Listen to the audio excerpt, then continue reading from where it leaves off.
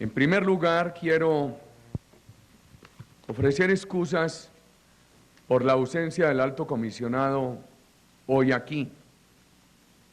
El doctor Luis Carlos Restrepo debió viajar a los Estados Unidos porque un sobrino suyo, que estaba vinculado a las fuerzas de los Estados Unidos en Afganistán, fue muerto hace 3 días. Esa es la razón de la ausencia del doctor Luis Carlos Restrepo. Voy a hacer algunas reflexiones sobre el proceso de esta ley, sobre sus dificultades presentes y a tomar algunas preguntas que ustedes quieran formular. Como lo ha dicho el representante del alto comisionado, el doctor Albarracín, en la campaña que antecedió a la elección presidencial de 2002, propuse a los colombianos una política de seguridad democrática, cuyo componente principal sería el rescate de la seguridad y que por supuesto también ofrecía las puertas del diálogo, con la condición del cese de hostilidades.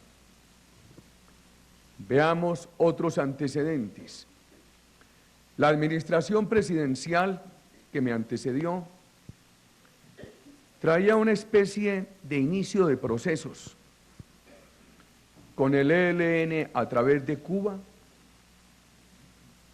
negociación preliminar en la que persistimos, y con las autodefensas, mal llamados paramilitares, a través de la Iglesia Católica.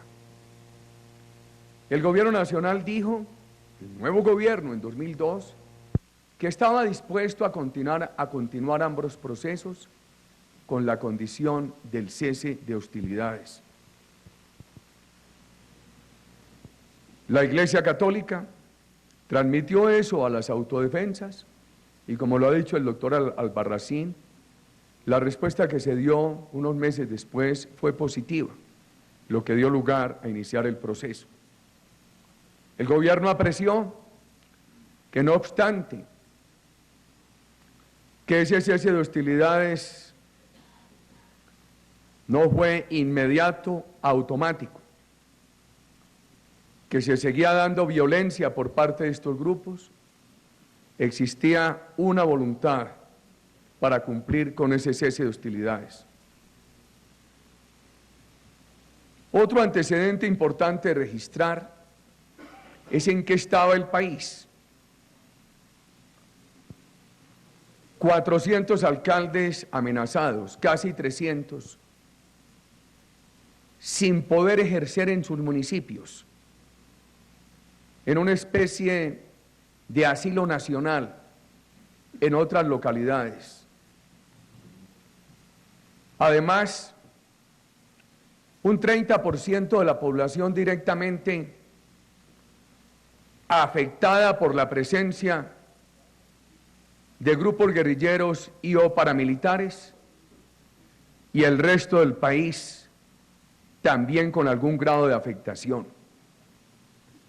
Mientras en Bogotá, por ejemplo, las autoridades negaban la presencia de las guerrillas, aquí las milicias Antonio Nariño de las FARC cometían cualquier clase de atrocidades contra la población y se advertía un gran crecimiento de los grupos paramilitares con los mismos delitos en áreas como el barrio Restrepo.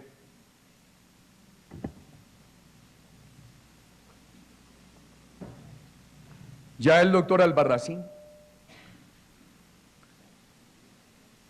ha explicado lo que el gobierno aprecia como la génesis de este fenómeno delictivo de autodefensas.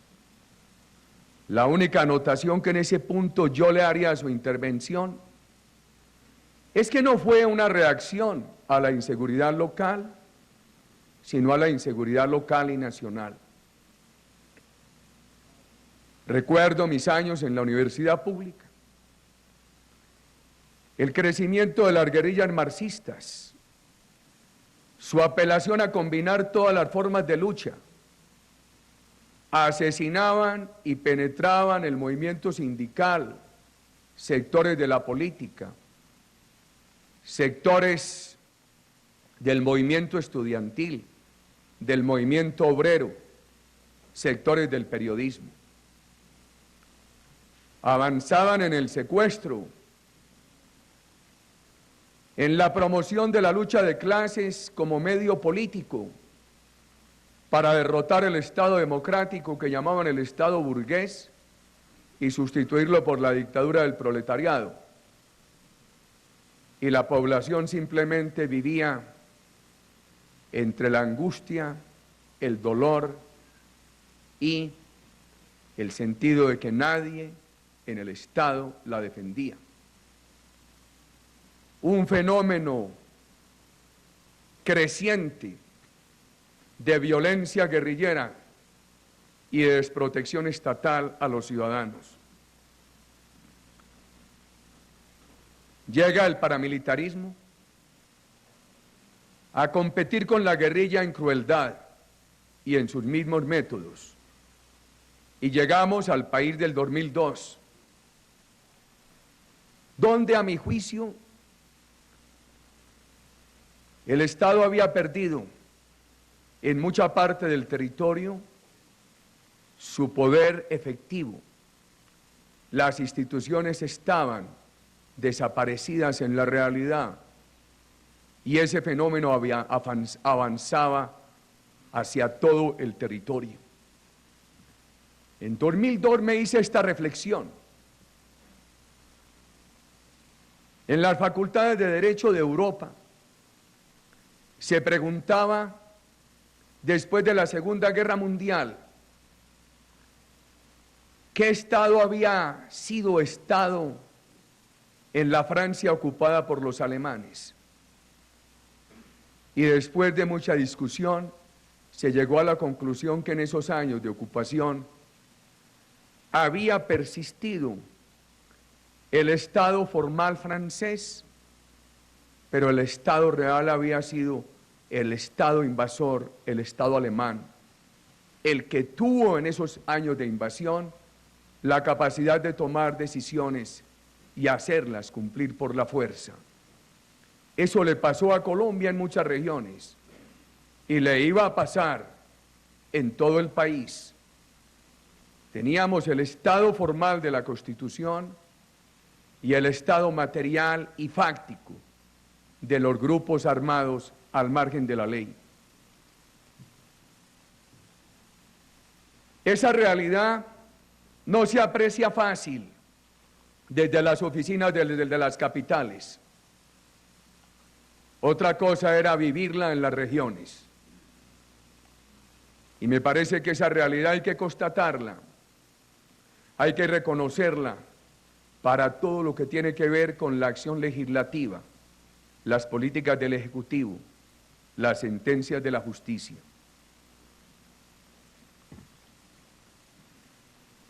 Me parece que un antecedente determinante de este proceso de paz fue la llegada de la política de seguridad democrática. Por primera vez, Colombia inició una batalla estatal sostenida contra la guerrilla, que en el pasado había tenido asomos, vacilaciones y retrocesos, y una batalla contra el paramilitarismo que no se había dado. Antes de las 6 de la mañana del 8 de agosto de 2002, aterricé en Valledupar para empezar a cumplir el compromiso ofrecido a los colombianos de recuperar la movilidad de los ciudadanos de bien por las carreteras de la patria. Encontré ese departamento entre la guerrilla y los paramilitares.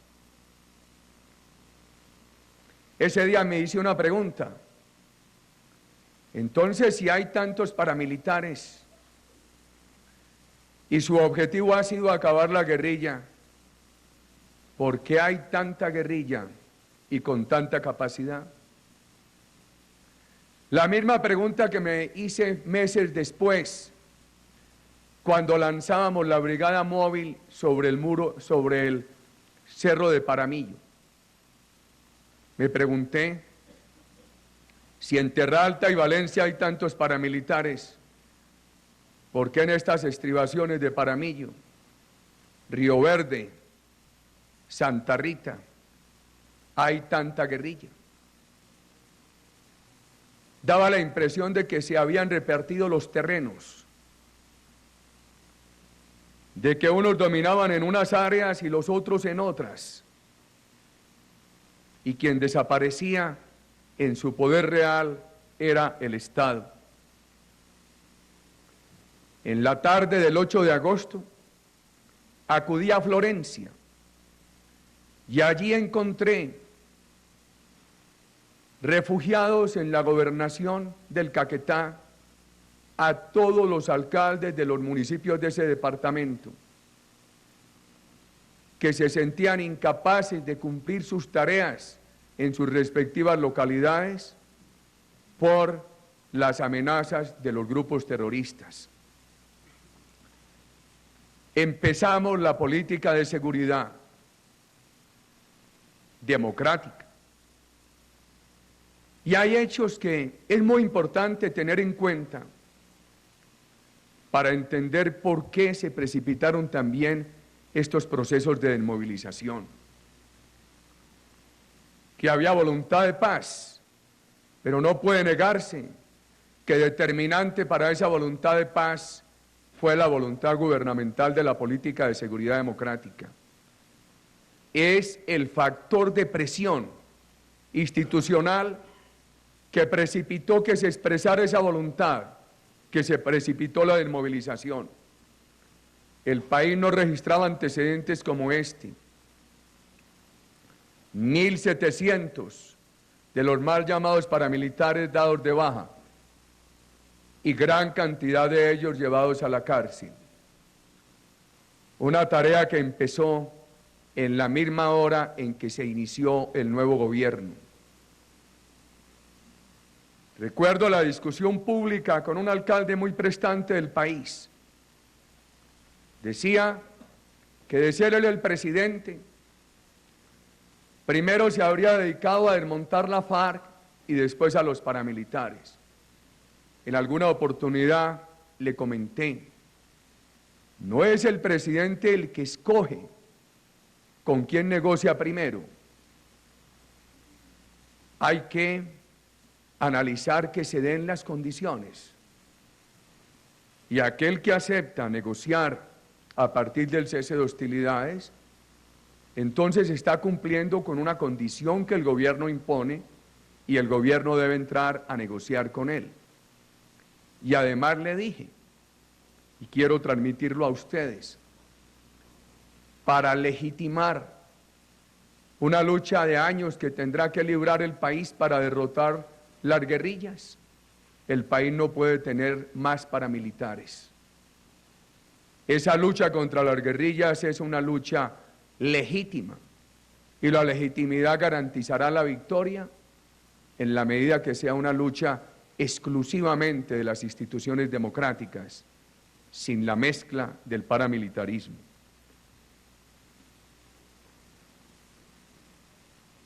El doctor Albarracín se ha referido al proceso de la ley. Yo sobre esto quisiera hacer un comentario. Es importante detenerse en la diferencia entre lo aprobado por el Congreso y lo modulado por la Corte Constitucional en materia de confesión y en materia de entrega de bienes para reparación. El Congreso dijo que se deberían confesar todos los crímenes y también dijo, y el gobierno estuvo de acuerdo, que si llegaran a aparecer crímenes no confesados en contra de la persona sometida a la ley, el juez podría concederle el beneficio de la ley si la persona colaboraba con el esclarecimiento de esa nueva imputación. Me parece que ese es un punto de mucha seriedad en el texto final aprobado por el Congreso. En materia de reparación, la Corte Constitucional finalmente moduló que la persona sometida tenía que entregar los bienes de origen lícito, ilícito, y responder también para reparar a las víctimas con lo que pudiera ser su patrimonio lícito. El gobierno apreció que lo que dijo inicialmente el Congreso, que se aplicara el patrimonio lícito, finalmente no era excluyente de la necesidad de tener que aportar el patrimonio, comillas, de origen lícito. ¿Por qué? Porque en ese momento consideramos que habría fuente jurídica para cada una de estas obligaciones. La nueva ley exigiendo la entrega del patrimonio ilícito y la ley ordinaria de Colombia exigiendo la concurrencia del patrimonio lícito para poder reparar a una víctima. Una acción a través de la Ley de Justicia y Paz y la otra a través de la responsabilidad civil extracontractual. Ralito. Ahora que se discute el acuerdo humanitario que el gobierno ha estado dispuesto a hacerlo sin zona de despeje y sin entregar guerrilleros para que se reintegren al secuestro del asesinato. Acuerdo humanitario que el gobierno ha estado dispuesto a hacerlo como quiera, que primero liberó 27 personas de la FARC, ahora está completando el proceso de liberar 150, liberó a Rodrigo Granda, no se ha suspendido la liberación de los 150, no obstante el asesinato de los diputados por la FARC. Acuerdo humanitario para el cual el gobierno no ve problema en liberar guerrilleros si nos liberan a los secuestrados, con la condición de que esos guerrilleros no regresen al delito, al secuestro, al asesinato, sino que se integren al proceso de paz, a la reinserción, o se ubiquen en el extranjero con la responsabilidad de un gobierno de exigirles dentro del disfrute de la libertad el cumplimiento de esa norma. Ahora que se habla del acuerdo de paz y que el gobierno dice, del acuerdo humanitario, el gobierno dice sin zona de despeje y sin el riesgo de que salgan guerrilleros para volver a delinquir, aparece de nuevo el tema de Ralito. Debo repetir ante mis compatriotas, Ralito no fue una zona de despeje, fue una zona de ubicación temporal en un proceso de desmovilización y desarme. Es muy distinto. Una zona que conduzca al reforzamiento del terrorismo a una zona que conduzca a su desmovilización y desarme. Todos los sitios en los alrededores de Ralito, antes de nuestro gobierno, estaban desprovistos de fuerza pública. Nuestro gobierno acantonó allí fuerza pública. La justicia adelantó las diligencias que requirió en Ralito y tantas veces como se requirió la presencia de la policía, por orden del presidente de la República, la policía entró a Ralito. Alguna vez se denunció que el caso del secuestro del ex senador Génico estaría ordenado desde Ralito. El gobierno nacional dio un ultimátum y en pocas horas apareció libre el senador Génico. Cuando uno de los señores de Ralito fue vinculado por la Fiscalía al proceso que investigaba el asesinato de un diputado de Córdoba. El presidente de la República dio la orden a la policía de entrar a capturarlo a Ralito. En la historia de esta ley es importante saber cuál fue el propósito, el resultado y qué pasó en Ralito.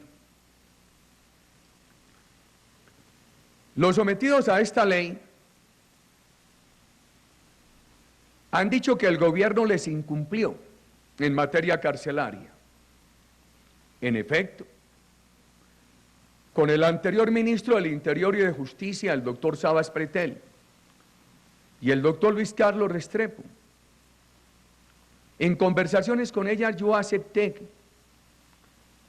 que el proceso podría llevar a que estos señores fueran ubicados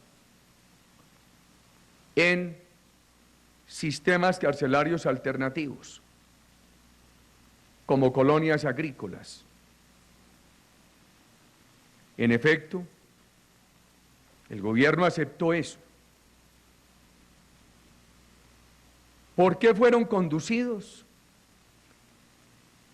al sitio de Prosocial en La Ceja, Antioquia, que se habilitó como cárcel? Primero, por orden del presidente de la República. La única responsabilidad política de esa decisión es mía, apreciados compatriotas. ¿Por qué? Porque estábamos llegando a mediados del año pasado. El proceso no avanzaba. En los diálogos de los sometidos a la ley con el gobierno, había todos los días más confusión y más dilación. Le decían al doctor Luis Carlos Restrepo, alto comisionado, que el ministro del Interior les había prometido colonias agrícolas, y al ministro del Interior le decían que no podían entenderse con el comisionado. Y mientras tanto, la opinión pública se sentía ofendida con fiestas de derroche, provocación y escándalo en ciudades o con toma de centros comerciales.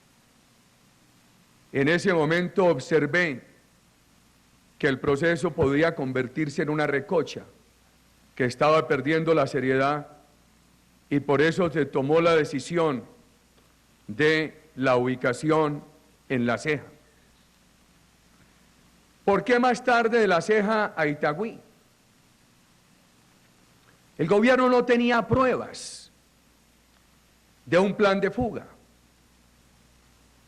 pero sí informaciones serias de que en esas conversaciones en La Ceja se hablaba de fuga. Porque además se sucedieron unos asesinatos en Medellín, todavía no clarificados por la justicia, y el gobierno está a la espera de que la justicia tome decisiones sobre esos asesinatos que hacían temer que algo irregular y grave pudiera ocurrir desde La Ceja. Por esas razones, a manera precautelar, también bajo la exclusiva responsabilidad del presidente de la República, se tomé la decisión de trasladarlos a la cárcel de Itagüí. A principios de este año, pedí al ministro Carlos Holguín y al alto comisionado doctor Restrepo que se reanudara el diálogo, que el gobierno acudiera en conjunto, no el ministro por su lado, el comisionado por otro, que en lo posible se tuviera la compañía de la Fiscalía, que no obstante las discrepancias, el malestar, la decisión de llevarlos a Itagüí era un proceso de paz que tenía ya alrededor de 33.000 desmovilizados. Y en estas sesiones de diálogo de este año, yo le he pedido al ministro y al comisionado que transmitan que si se cumple con la ley, que el mejor cumplimiento, la mejor prueba de cumplimiento con la ley debe ser cuando los jueces de la República puedan producir una sentencia reconociendo a estos señores el beneficio de la ley, que si esas circunstancias se dan, el gobierno está dispuesto a considerar las prisiones alternativas como las colonias agrícolas. Ha habido una queja que la he escuchado en el extranjero especialmente, que tienen comodidad en Itagüí, que tienen equipos de comunicación, que tienen facilidades.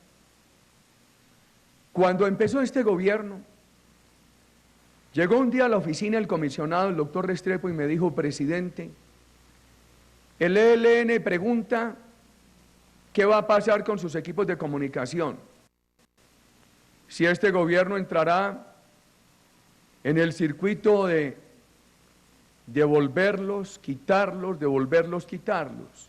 Le dije: no, déjele todos los equipos de comunicación, que tengan todas las facilidades en la cárcel.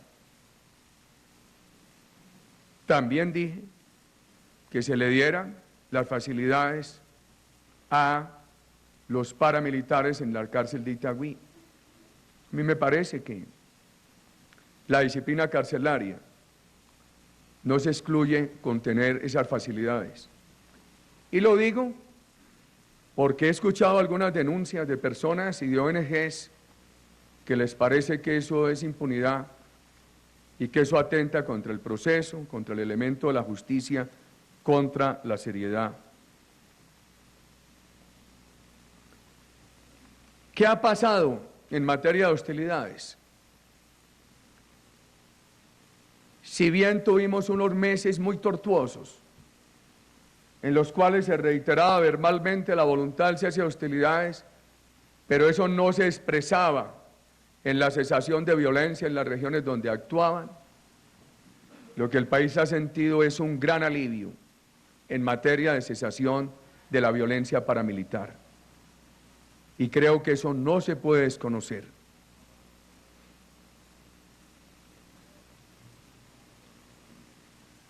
¿Qué dificultades le veo hoy a la ley?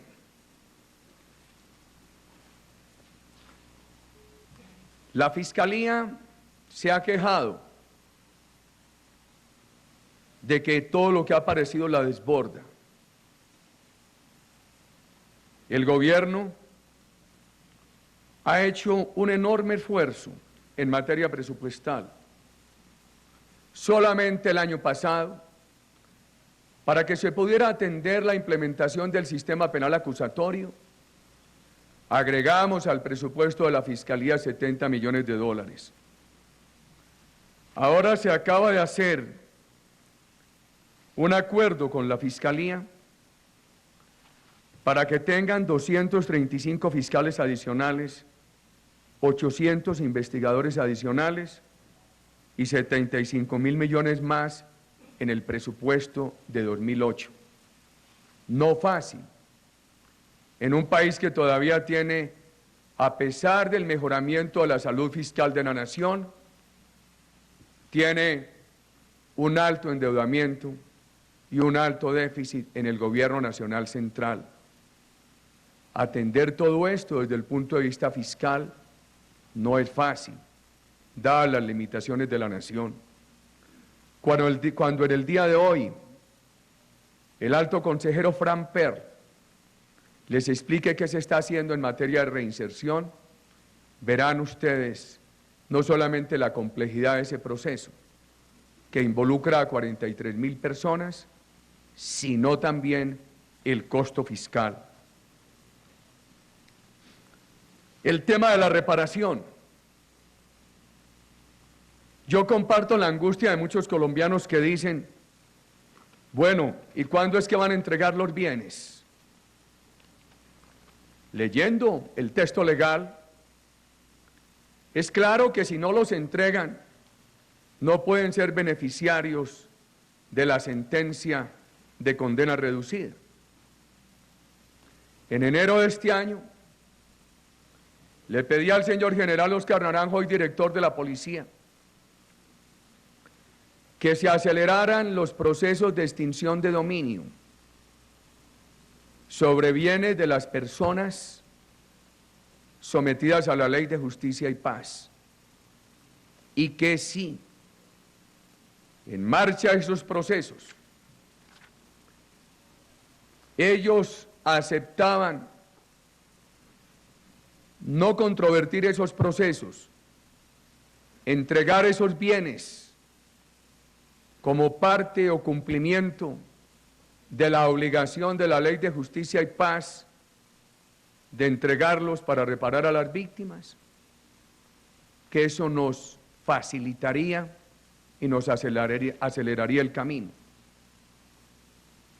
El gobierno no solamente está a la expectativa de que los sometidos a la ley cumplan con la obligación de la Ley de Justicia y Paz de entregar sus bienes para reparar a las víctimas, sino que desde el mes de enero dio la orden que se aceleraran los procesos de extinción de dominio, porque creemos que no son incompatibles.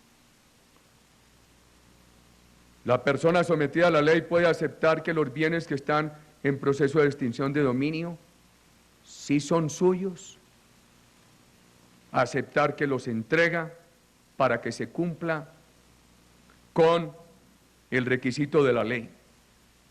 Y ha aparecido el caso del testaferrato. A mí me parece que la decisión de la Fiscalía de ofrecer el principio de oportunidad a los testaferros es buena, que necesita más comunicación, más publicidad, más impulso, porque un factor de credibilidad para esta ley es que empecemos a saber definitivamente cuáles son los bienes con los cuales se va a contar para poder reparar a las víctimas. El tema de la reinserción, no fácil. Ahora que aprobábamos, apreciados compatriotas, el acto legislativo de transferencias, encontramos que el país tiene cerca de 800 municipios con menos de 25.000 habitantes cada uno. 43.000 reinsertados es tener 2 municipios colombianos de este nivel con la totalidad de sus habitantes en reinserción. La magnitud del problema que tenemos es muy grande. Cuando se adelantaba en Irlanda del Norte el acuerdo del Viernes Santo de 1998, recuerdo que pregunté a personas muy involucradas en ese proceso, ¿cuántos son los terroristas del IRA? La cuenta inicial da 118. En Colombia 60.000, sumados todos. ¿Cuántas muertes se han producido? Y me dijeron, entre 1923 y 1998, 3.200 asesinatos. Ese año 98 el área metropolitana y la ciudad de Medellín tuvieron cerca de 5.000. El problema nuestro es de magnitudes mayores. Cuando se desmovilizó el M-19, no se desmovilizaron más de 900 personas, creo que entregaron 270 armas. Si a eso se le suma el EPL, el Quintín Lame, no se llega a 5.000. Ahora llevamos 43.000 desmovilizados. Yo revisaba esta mañana la cuenta de este año estamos llegando casi a 2.000, la inmensa mayoría de las FARC. Solamente en estos 43.000, los 10.000 guerrilleros suman mucho más que todos los guerrilleros desmovilizados en los procesos anteriores. Nosotros tenemos que entender que este es un proceso muy complejo, pero como decía el doctor Caramaña, muy útil para el país. Y allí ha habido fracasos y dificultades. Hay, por ejemplo, proyectos productivos que no han servido. Yo veo hoy muy bien orientado el proceso por el doctor Framper. El gobierno no puede desconocer las dificultades, las tiene que reconocer. Es un proceso muy complejo, muy difícil. Le veo otras dificultades al proceso. Las guerrillas.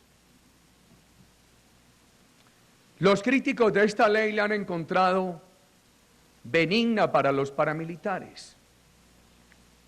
Llegó a decirse en el país y en el extranjero que era una ley para legalizar el paramilitarismo, una ley de impunidad. Qué difícil enfrentar en tantos círculos esas hipótesis. Pero también algunos de los críticos de esta ley, algunos de aquellos que la han encontrado benigna con el paramilitarismo, la han encontrado muy fuerte para las guerrillas. Y ahí vamos a tener un problema delicado en el futuro, porque el ELN dice que ellos no aceptan esta ley, que ni un día de cárcel, que amnistía e indulto para todo. Quieren, como otros grupos guerrilleros, pasar del monte y de la atrocidad al Congreso y a la Presidencia de la República. Y la FARC ha sostenido la tesis de que ellos son un Estado y no reconocen al Estado colombiano, que por ende no son sujetos pasivos de la legislación penal colombiana. El país tiene que pensar cuál va a ser el marco jurídico para que en el momento dado, que a él llegaremos, con la persistencia de la seguridad democrática, a las guerrillas no les va a quedar más camino que buscar la paz. Allá llegaremos. Lo importante, compatriotas, es persistir en la seguridad democrática.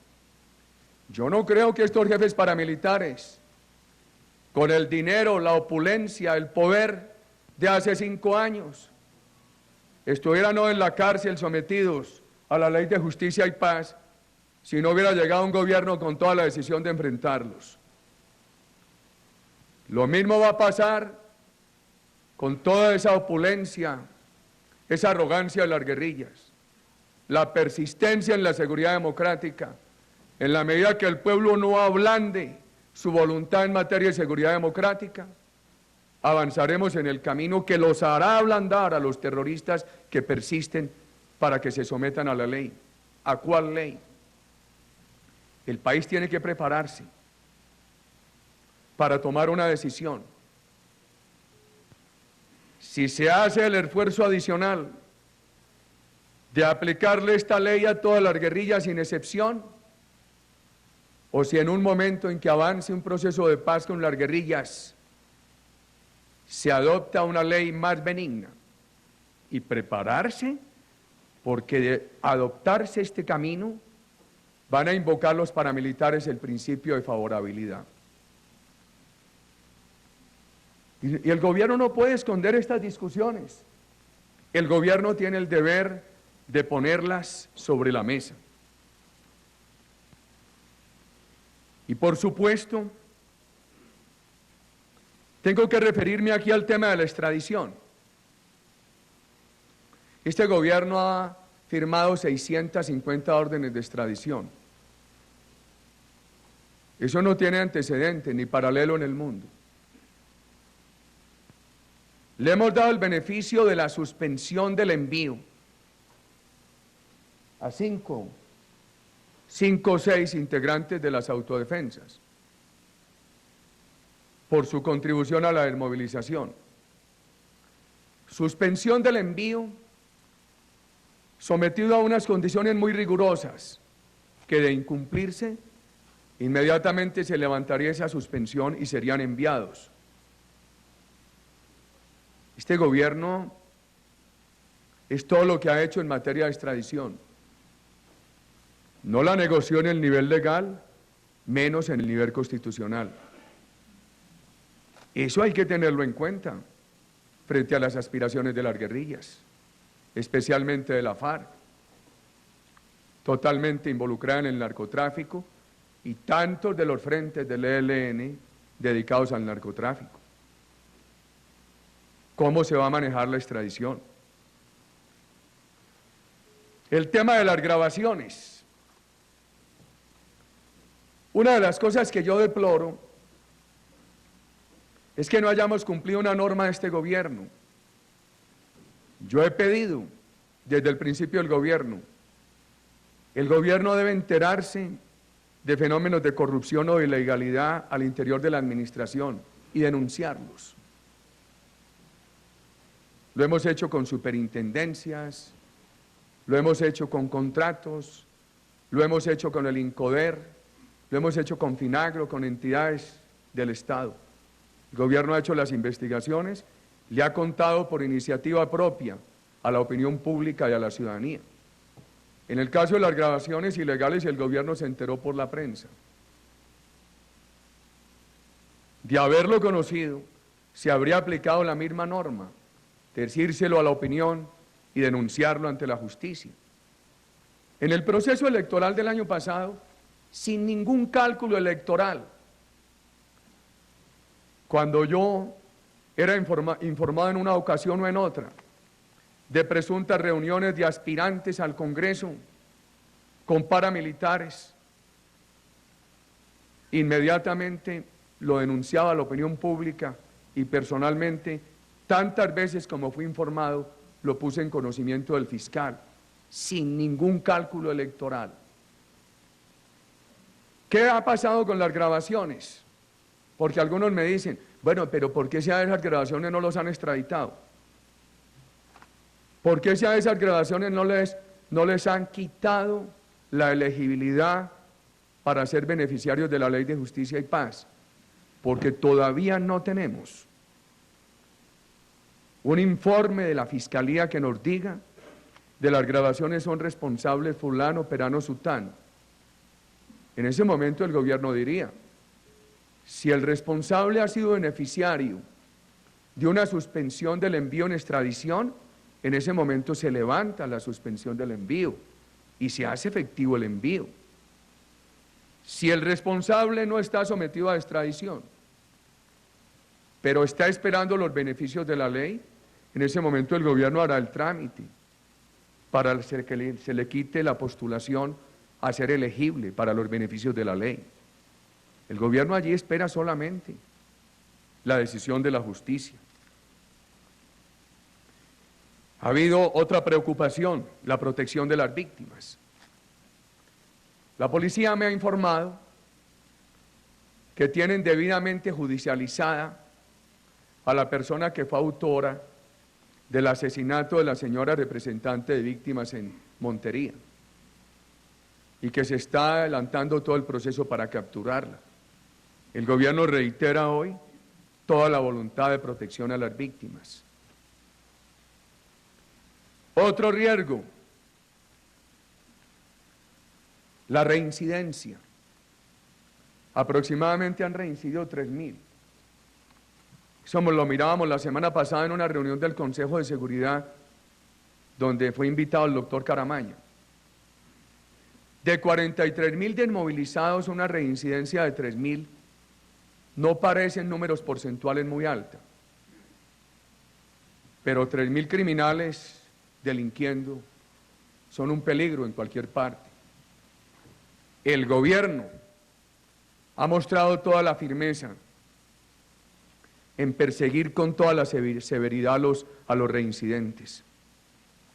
De los reincidentes han sido dados de baja alrededor de 500 y han sido llevados a la cárcel más de 1.000.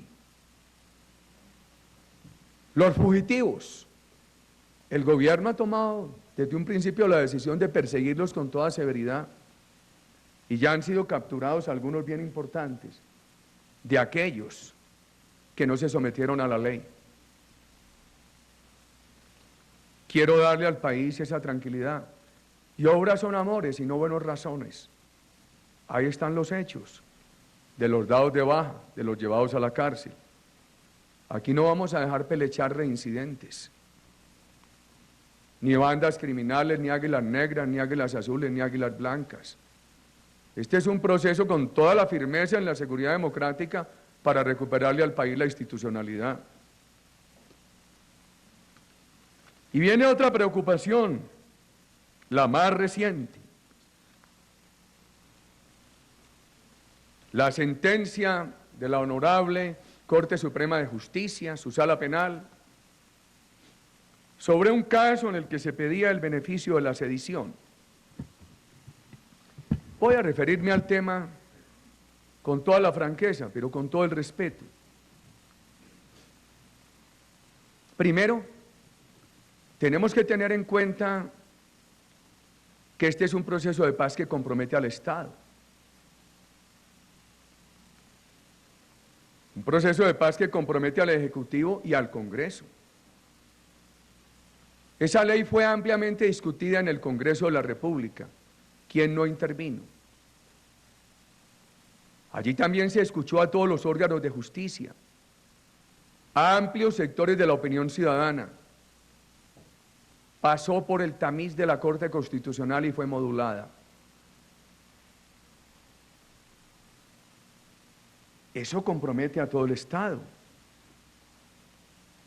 Y un proceso que le ha traído el gran beneficio de disminución sustancial de la violencia a todo el país, involucra a toda la sociedad colombiana. El gobierno ha hecho todo lo posible y lo hará para que se cumpla con el proceso. Pero también tiene que abrir un diálogo con todas las instituciones del Estado para que el proceso no fracase. Entonces, lo primero que debo decir es esto.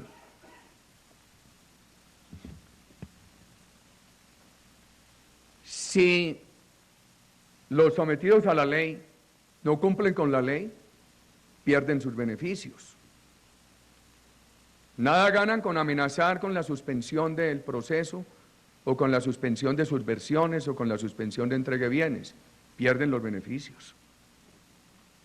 Ellos tienen que cumplir y el Estado tiene que cumplir. El Estado tiene que cumplir y entonces ahí entra uno a un tema bien difícil de tratar. ¿Hasta dónde la independencia de las instituciones que conforman el Estado permite que haya contradicciones en la conducción de un proceso que compromete a todo el Estado? Y entonces allí hay que pensar en que las instituciones que conforman el Estado son independientes, pero están obligadas a colaborar armónicamente en la búsqueda de los bienes superiores del Estado. ¿Acaso este proceso no es un instrumento en la búsqueda de los bienes superiores del Estado?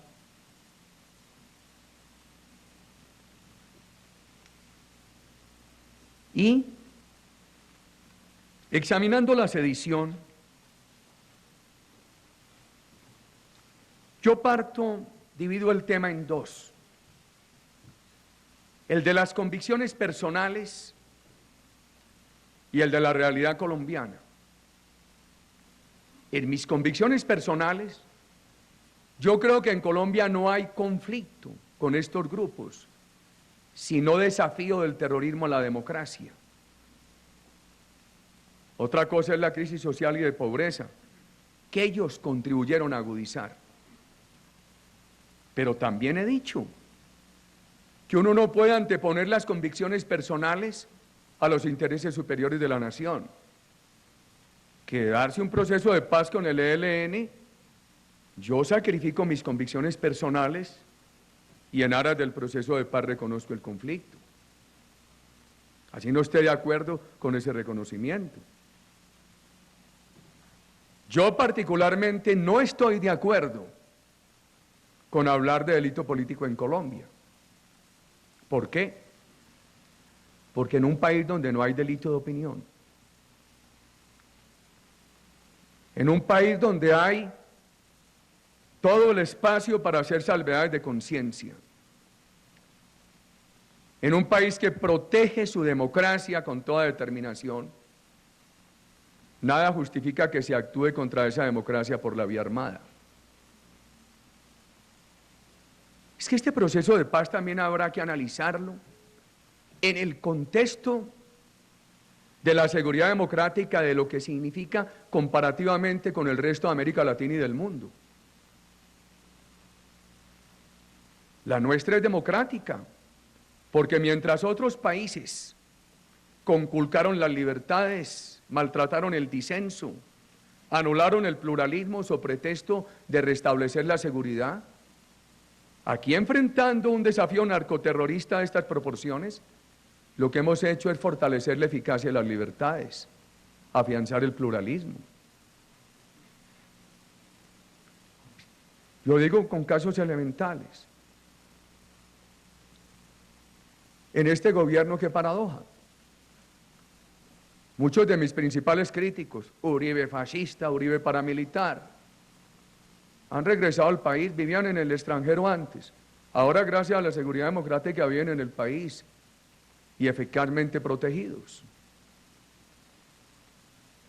Aquí mataron a la UP, 2 errores. Sectores de la UP que aplicaron la combinación de todas las formas de lucha, que creyeron que se podía estar simultáneamente en la guerrilla y en la política. Un atropello también de la guerrilla que los instó a ellos, y errores del Estado, de no tener toda la voluntad para protegerlos eficazmente. ¿Qué le ha pasado a la oposición en este gobierno?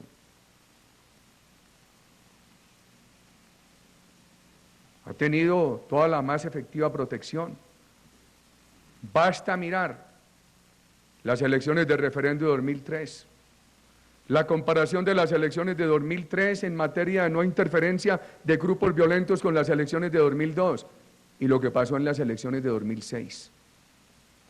El único que podría quejarse de las elecciones de 2006 es el presidente que aspiró a la reelección por las acciones de la FARC en algunos departamentos, que no fuimos capaces de contener e intimidaron electores nuestros porque exigiéndoles que no podían votar por esta candidatura y que tenían que votar por otras que señalaron con nombre propio. Aquí hay que resaltar una cosa muy importante. Nosotros en esta lucha por el restablecimiento de la seguridad hemos profundizado la democracia, lo que marca un claro contraste con otros países cercanos y en épocas cercanas que en aras de restablecer la seguridad sacrificaron la democracia. Y esa es una de las cosas que me ha hecho reforzar la tesis, la convicción de que en Colombia no debería haber delito político. Y cuando comparo las guerrillas que conocí en la universidad, combinaban las formas de lucha, pero la mayoría de ellos creían que el mundo iba a ser todo socialista, que la ideología de Mao Zedong sería eterna en su aplicación. La única división que le veían al mundo era la división entre la doctrina de Ho Chi Minh, la de Unión Soviética, la de Mao Zedong o la de la naciente revolución cubana. Había ideales. Esta de hoy es de narcotráfico, básicamente. Entonces eso reforzaría la tesis de que se ha perdido un elemento que es el elemento del ideal político, de la esencia para tipificar el delito político. Cuando visité el Cesar en aquel 8 de agosto, o lanzamos la brigada móvil en Paramillo, me dije, y el ideal de los paramilitares no era pues acabar la guerrilla. ¿Y por qué en lugar de acabarla tienen este terreno aparentemente repartido con la guerrilla?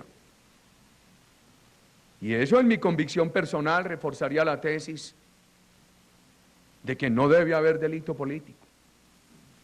Pero una cosa es la convicción personal y otra es el interés superior del país. ¿Por qué se consagró la sedición en la Ley de Justicia y Paz? Por varias razones, una de ellas. Yo le dije con toda claridad a mis compatriotas en el proceso electoral que condujo a las elecciones de 2002, que no podíamos seguir estableciendo diferencias entre los delitos de la guerrilla para tratarlos con atenuantes y los delitos de los paramilitares para tratarlos con agravantes, que eran iguales, que debíamos darles el mismo tratamiento, que si había razones para considerar que los guerrilleros cometían delitos políticos, las mismas razones había que considerarlas para aceptar que los paramilitares cometían delitos políticos. Que si las razones eran para negarle a los paramilitares el delito político, también esas razones se deberían invocar para negarle a los guerrilleros el delito político. Y encontré en ese proceso antecedente del 2002 de muchos años de discusión en la academia y en la política colombiana sobre el delito político, la guerrilla y los paramilitares los siguientes. No, es que la guerrilla sí comete delito político, porque la guerrilla tiene una causa política y una causa social. La guerrilla quiere mejorar el orden social y quiere destruir el actual Estado. Es una actividad que se ejerce en contra del ordenamiento jurídico vigente y en contra del modelo económico y social vigente. En cuanto a lo social, ¿qué fue lo que mostró el resultado de 40 años de acción guerrillera? Querían un país más justo y produjeron un país más injusto. Querían un país sin pobreza y produjeron más pobreza. Querían un país para todos y produjeron que se desplazaran millones de colombianos al extranjero y al interior del país. Incrementaron la injusticia que decían combatir. Un día recibimos en la universidad pública, en mis años de estudiante, una comunicación de la FARC que decía que si Colombia aprobaba la democracia local, la elección de gobernadores directamente por el pueblo y de alcaldes, ellos inmediatamente cesarían sus actividades violentas. El país aprobó, dio esos 2 pasos de ampliación democrática. Y los apologistas de la democracia local de la víspera se convirtieron en los sicarios de la democracia local, asesinando y amenazando alcaldes y gobernadores. ¿Cuál es, pues, el resultado de su ideal social y democrático? Todo lo contrario de lo que predicaron. Entonces se dice, es que los paramilitares no están en contra del orden social, no tienen el ideal que sí tiene la guerrilla, mientras la guerrilla está con un ideal que es ponerse en contra del orden social, el paramilitarismo carece de él. Eso me parece bien equivocado. Puede ser que tan ideal sea enfrentar el orden social vigente, como tan ideal sea querer perpetuar el orden social vigente. Y se afirma, lo que pasa es que la guerrilla está en contra del Estado y los paramilitares están para defenderlo, pero ambos lo violan y lo desconocen. Y aquí el elemento más importante y de más peso es el elemento de la transgresión de la ley. Y la ley es transgredida tanto por aquel que se erige en enemigo del Estado, como por aquel que quiere defender al Estado. Están igualitos. Están en la misma condición de agresores, de violadores de la ley. Y si uno juzga el delito, no por la calidad del actor, sino como debe juzgarse por el impacto en la víctima. ¿Qué diferencia hay entre la atrocidad del guerrillero y la atrocidad del paramilitar? Yo no entendería, apreciados compatriotas, que sobre un cadáver mutilado se pueda decir que el autor de ese crimen es un guerrillero con ideales, y sobre otro cadáver mutilado se pueda decir, en contraste, que en este caso no hay ideales, que es simplemente un delincuente paramilitar, autor de una atrocidad. En ambos casos hay una monstruosa atrocidad. En ambos casos se dan todos los agravantes. En ambos casos, el impacto sobre las víctimas tiene que negar cualquier atenuante. En ambos casos no puede aparecer el reconocimiento de que hay ideal en el delito. Yo personalmente no he sido partidario de que Colombia siga con la tesis del delito político, pero me ha parecido un grave error frente al dolor del pueblo colombiano persistir en la idea de que son diferentes los delitos de los guerrilleros de los delitos de los paramilitares. Algo deberíamos hacer en el Estado, aceptar que por el dolor que producen en las víctimas son delitos de idéntico impacto. Y aparece un problema práctico. Revisando cifras con la Fiscalía, todavía hay 18.000 de los desmovilizados a quienes no se les ha dado el beneficio de la cesación de la acción penal. Me pregunto qué vamos a hacer con ellos ante la sentencia que se acaba de producir en la Corte Suprema de Justicia. Yo personalmente he firmado indultos de guerrilleros e indultos de paramilitares.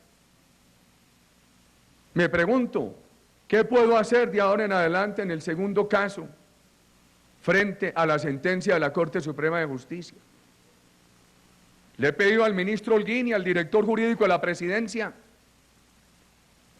que invitemos a la Corte Suprema de Justicia a tener un diálogo de cara al país sobre el tema, porque el proceso de paz es del Estado, no es un capricho del presidente. Y así como hay que obligar a los paramilitares a que cumplan con el proceso de paz, el Estado también tiene que cumplir. El fantasma es la parapolítica. Nada se puede proponer y nada se puede discutir, porque lo que se quiere es beneficiar a los parlamentarios que están presos. Primero hay que conocer la realidad de los hechos. Antes de este gobierno, la gente en Colombia le tenía miedo al testimonio. La seguridad democrática, la ley de justicia y paz han hecho que los colombianos le pierdan miedo al testimonio. Eso ha sido determinante para que aflore la verdad, para que se conozca en los estrados judiciales lo que se decía en los cócteles, pero no más allá de los cócteles. Es que hace 5 años, al único que se le decía públicamente paramilitar era a mí, por razones políticas. Y los que hoy sí se refieren con toda la dureza a los paramilitares, en esa época les temían.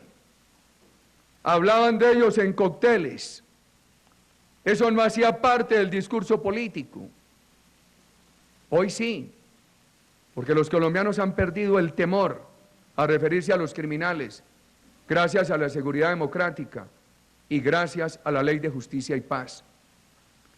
La mayoría de los hechos que hoy se investigan fueron cometidos antes de este gobierno. Eso es bien importante tenerlo en cuenta.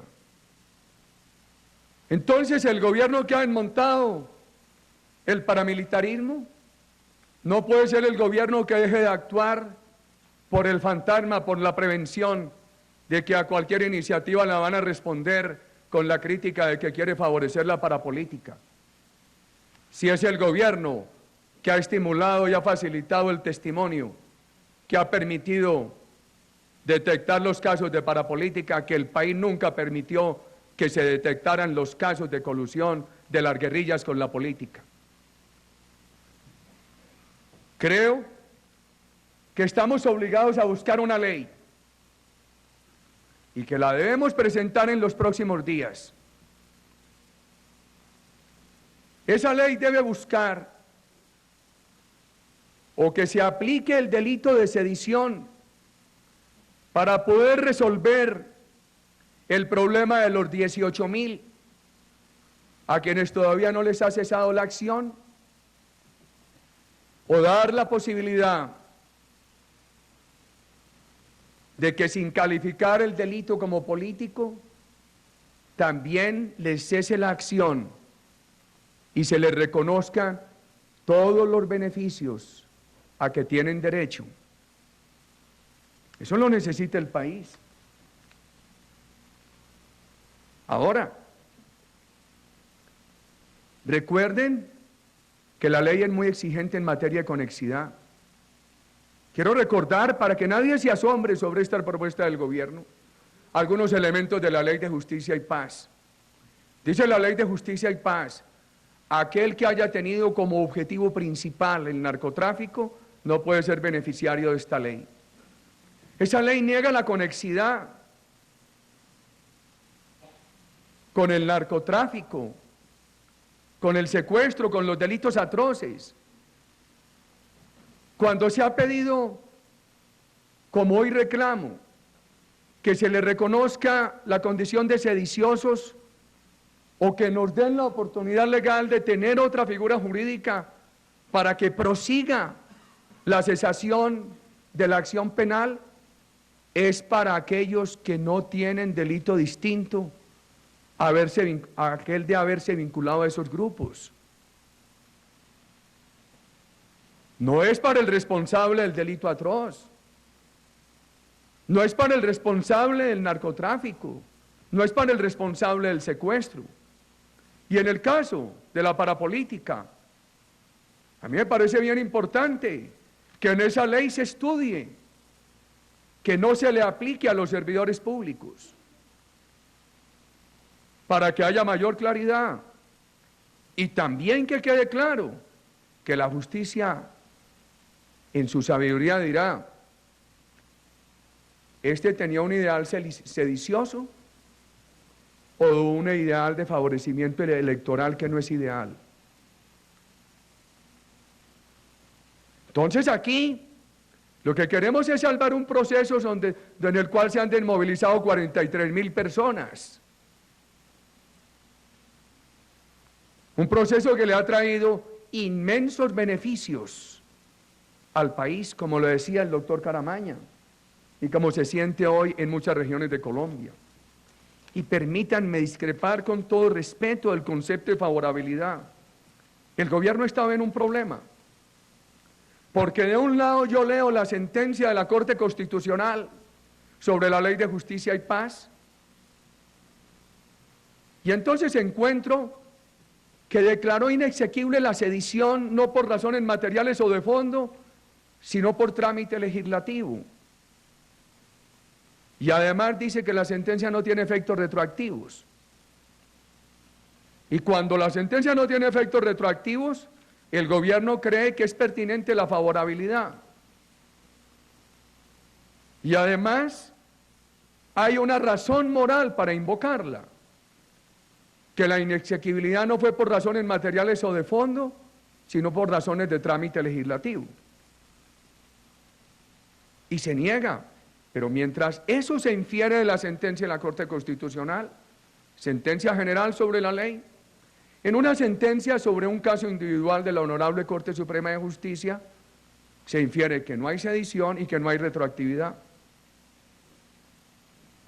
Y perdón, y que interpreta que si hay retroactividad, que hay que entender que el artículo nunca existió y que no hay favorabilidad. Al gobierno responsable de la conducción de este proceso le queda muy difícil. entre esas dos sentencias. Pero como esto no es para provocar agriedades, sino para buscar soluciones, yo propongo que estudiemos para presentar en los próximos días al Congreso un proyecto de ley muy sencillo, o que reviva la sedición, excluyéndola para los servidores públicos, o que nos dé la alternativa de otra figura que permita que sin ninguna duda y sin ningún temor a esos 18.000 a quienes no les han aparecido otros delitos se les pueda dar la figura de la cesación de la acción penal. Esa es mi invitación. Le he dicho al país, apreciados compatriotas, que hoy no hay paramilitarismo. Y encuentro que esta es la mejor oportunidad para repetirlo. Se entiende que el término paramilitar deriva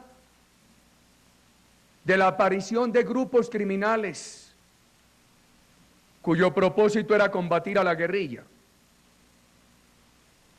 Colombia ha recuperado hoy lo que nunca debió perder: el monopolio del Estado para combatir a todos los delincuentes.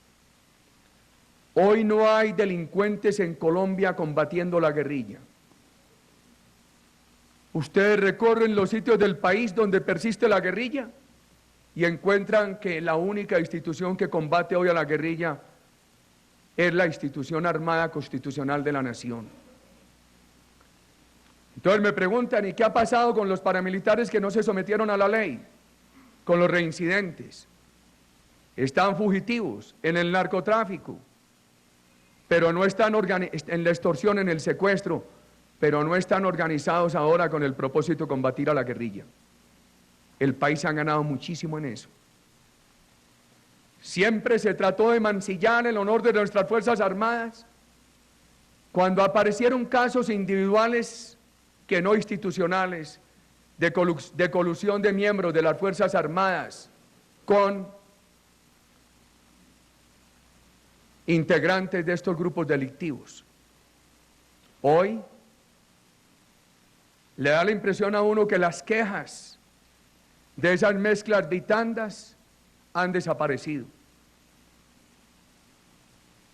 Ahora la estrategia guerrillera es otra. Cada que se le da una baja a la guerrilla, ahí mismo movilizan sus corifeos en el país y en el extranjero para decir que fue una ejecución extrajudicial.